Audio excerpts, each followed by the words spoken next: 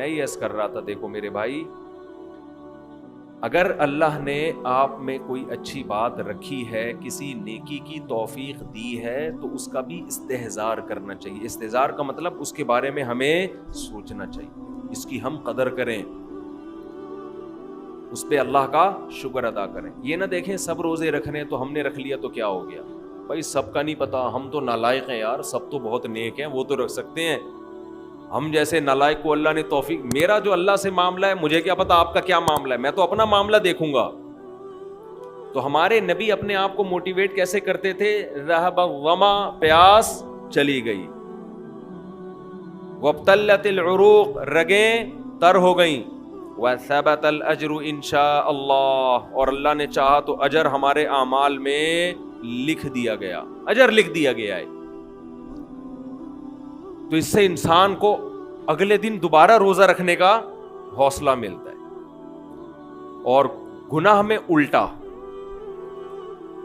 تھوڑی دیر کی لذت، یہاں سے بات شروع ہوئی تھی کہ جوانی میں بھی یہ لذتیں اگر آپ نے کنٹرول نہیں کیا نا تو بڑھاپے میں یہ لذتیں بڑھیں گی، مگر گناہ کرنے کی طاقت کیا ہو جائے گی؟ ختم۔ تو حسرت، افسوس، ٹینشن والی زندگی۔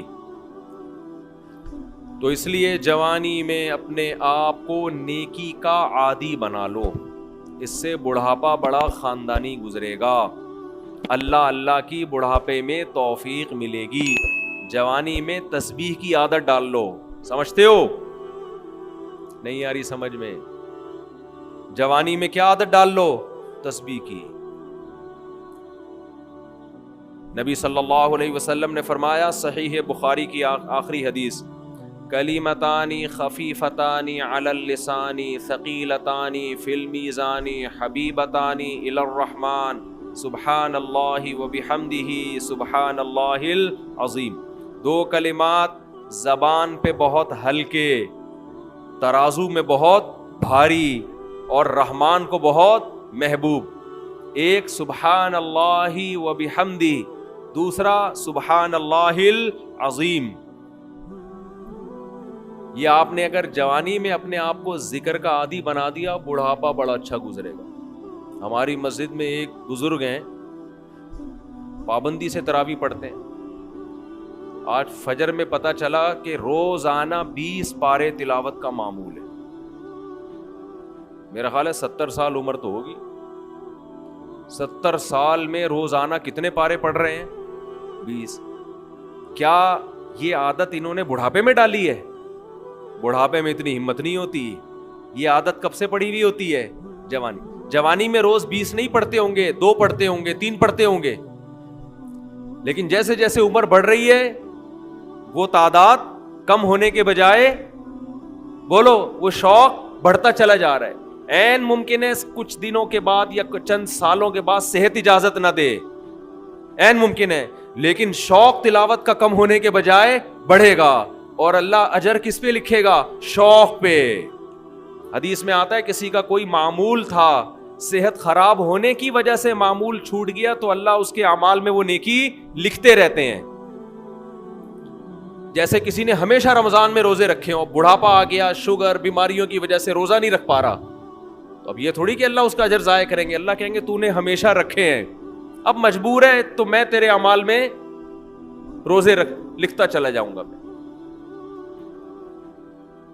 تو آج آپ نے اپنے آپ کو میرے بھائی اللہ کا تھوڑا تھوڑا اللہ کا ذکر کی عادت ڈالو۔ میں نہیں کہہ رہا آپ سے زیادہ نہیں ہوتا تو وحشت نہ تھوڑا کر لو، آج تھوڑا کرو گے کل اس تھوڑے میں ایسی لذت ہوگی کہ اللہ اس مقدار کو بڑھا دے گا۔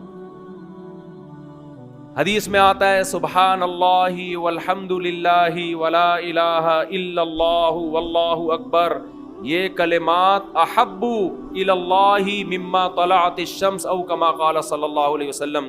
سورج جن چیزوں پہ طلوع ہوتا ہے، ظاہر ہے سورج تو پوری دنیا پہ طلوع ہوتا ہے، ان تمام چیزوں میں اللہ کو سب سے زیادہ محبوب یہ کلمات ہیں۔ اور دیکھو اس میں اللہ کا کوئی فائدہ نہیں ہے، اللہ کی آپ حمد و ثنا کریں، اللہ کا کوئی فائدہ نہیں ہے۔ اللہ یہ چاہتے ہیں میرے بندے اپنی زبان سے میرا نام لیا کریں، اللہ کو اس بات کی خوشی ہوتی ہے۔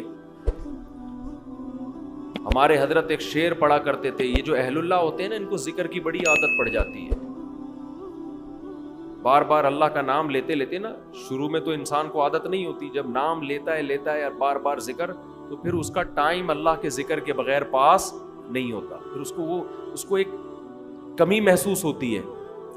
کسی کو چائے کی عادت پڑ جائے, چرس کی عادت پڑ جائے, سگریٹ کی عادت پڑ جائے, نہیں ملے تو تڑپتا ہے نا.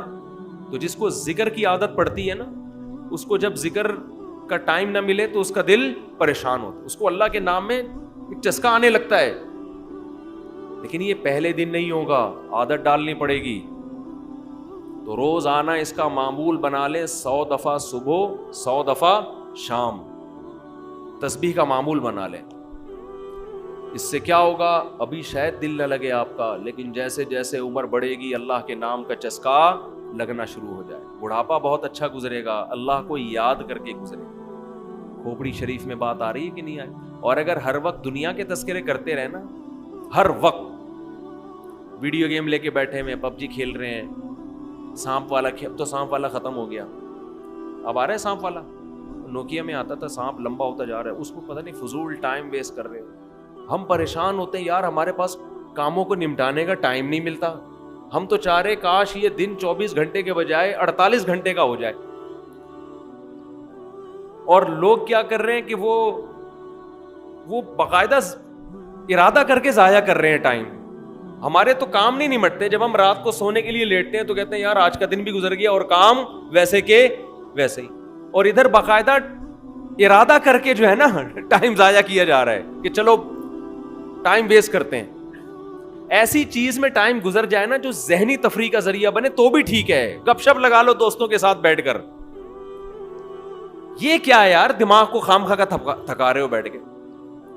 تو اگر پب جی کھیلنے کی عادت ڈال لی تو جاؤ گوروں کا بڑھاپا دیکھو. اولڈ ہاؤس میں بڑھاپے میں سنوکر کھیلتے ہیں, کیرم بورڈ کھیلتے ہیں, لڈو کا نہیں مجھے پتا, یہ چیزیں کھیل رہے ہوتے ہیں بڑھاپے میں.